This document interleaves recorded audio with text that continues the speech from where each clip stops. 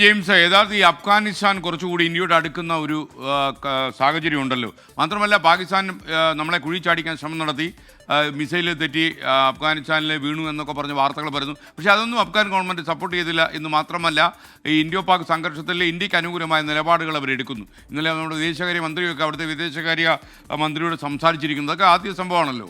വിവരങ്ങൾ SKN ഒരുപക്ഷെ ഈ പാകിസ്ഥാൻ ഇത്രയും വലിയൊരു തിരിച്ചടി കിട്ടാനില്ല.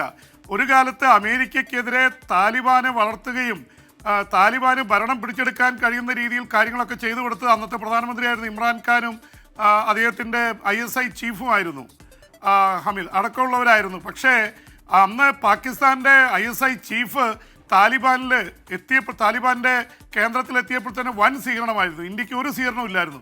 ഇന്ന് കാര്യങ്ങൾ കീഴ്മേൽ മറിഞ്ഞിരിക്കുന്നു. SKN ഈ നേരത്തെ പറഞ്ഞ പോലെ തന്നെ അഫ്ഗാനിസ്ഥാൻ ഒളിഞ്ഞും തെളിഞ്ഞുമല്ല നേരിട്ട് തന്നെ ഇന്ത്യക്ക് പിന്തുണ പ്രഖ്യാപിച്ചു എന്നുള്ളത് പാകിസ്ഥാൻ്റെ ഉറക്കം കെടുത്തുന്നതാണ്. എന്ന് മാത്രമല്ല, പാക് താലിബാൻ അവിടെ സൈന്യത്തിനെതിരെ പോരാടുന്നു. അതിർത്തിയിൽ അഫ്ഗാനിസ്ഥാനും താലിബാൻ സേനയും ഒപ്പം തന്നെ അപ്പുറത്തെ പാകിസ്ഥാൻ്റെ സേനയും തമ്മിൽ ഏറ്റുമുട്ടലാണ്. അതിനിടയിലാണ് ഇന്ത്യയുടെ വിദേശകാര്യമന്ത്രി S ജയശങ്കർ അവിടുത്തെ ആക്ടിംഗ് വിദേശകാര്യമന്ത്രി അഫ്ഗാനിസ്ഥാനിലെ താലിബാൻ്റെ വിദേശകാര്യമന്ത്രി മുട്ടാക്കിയുമായിട്ട് ചർച്ച നടത്തിയത്. അതിലൊരു കാര്യം അവർ പറഞ്ഞു, പഹൽഗാമിൽ ഇന്ത്യയിൽ ഭീകരാക്രമണം നടത്തിയത് പാകിസ്ഥാൻ്റെ ഇതോടുകൂടി ഇത് നടത്തിയതിനെ അതിശക്തമായ ഭാഷയിലാണ് അവർ വിമർശിച്ചിരിക്കുന്നത്.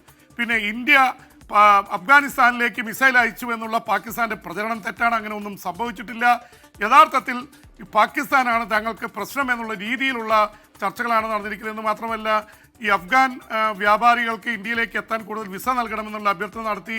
അത് ഇന്ത്യ അനുഭാവപൂർണ്ണമായിട്ട് പരിഗണിക്കുകയാണ്. ഒരു കാര്യം കൂടി ഓർക്കണം SKN, നമ്മൾ നേരത്തെ അവിടെ പട്ടിണി കിടക്കുന്ന സമയത്ത് പാകിസ്ഥാൻ സഹായം കൊടുക്കാതെ വന്ന സമയത്ത് ഇന്ത്യ പാകിസ്ഥാൻ വഴി ഗോതമ്പ് അയക്കാൻ ശ്രമിച്ചു. പാകിസ്ഥാൻ വിസമ്മതിച്ചു. അന്ന് ഇത് ജീവകാരുണ്യപരമല്ല എന്ന് പറഞ്ഞുകൊണ്ട് തുടങ്ങിയതാണ് താലിബാൻ പാകിസ്ഥാനെതിരെ. എന്നാലും പാകിസ്ഥാന് നല്ലൊരു സുഹൃത്തിനെ നഷ്ടപ്പെട്ടിരിക്കുന്നു. അഫ്ഗാനിസ്ഥാൻ ഇന്ത്യയായിട്ട് കൂടുതൽ അടുക്കുന്നു എന്ന വാർത്ത വരുന്നു. ഇതിനിടയിൽ തന്നെയാണ് പാകിസ്ഥാൻ്റെ പ്രധാനമന്ത്രി ഏതായാലും അടി കിട്ടിയെന്ന് മനസ്സിലായി ഷഹബാസ് ഷെരീഫ് ഇന്ത്യയോട് ചർച്ച നടത്താമെന്ന് പറഞ്ഞിരിക്കുന്നത്. കാശ്മീർ പ്രശ്നം അടക്കമുള്ള കാര്യങ്ങളിൽ 18-ാം തീയതി വരെ വെടിനിർത്തൽ നിർത്തിവെച്ചിരിക്കുകയാണ്. ഇനിയും ഒട്ടുമെന്നറിയില്ല. കാശ്മീരിൽ എന്തായാലും ഇനിയും പ്രശ്നങ്ങൾ തുടരും.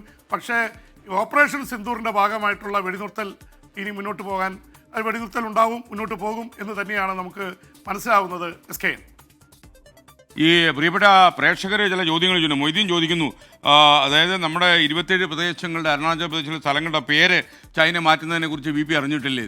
നമ്മൾ കഴിഞ്ഞ ദിവസം സംസാരിക്കുകയും ഇപ്പോൾ നമ്മൾ ഓൺലൈനിൽ അത് വലിയ ട്രെൻഡിങ് ആയിട്ട് ഓടിക്കൊണ്ടിരിക്കുകയാണ്. BP അത് ആ കാര്യം പറയണമല്ലോ. നമ്മൾ BPയുടെ വിദേശ വാർത്തകൾ ഈ നമ്മുടെ 24-ൽ കാണുന്നതിന് പുറമെ നമ്മുടെ 24news.com നമ്മുടെ യൂട്യൂബ് ചാനലിലും ഒക്കെ തന്നെ BP ജെയിംസിന്റെ നിരന്തരമായ വീഡിയോകൾ വന്നുകൊണ്ടിരിക്കുക. പ്രേക്ഷകർ കാണുക. അപ്പോൾ താങ്ക് യു BP ജെയിംസ്.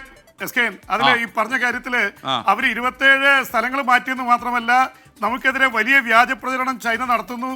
അതിനെതിരെ ചൈനയുടെ സിൻഹുവ വാർത്താ ഏജൻസിയും അതുപോലെ തന്നെ അവരുടെ ഗ്ലോബൽ ടൈംസ് എന്ന ഇംഗ്ലീഷ് ഇതും നമ്മൾ നിർത്തിയിരുന്നു.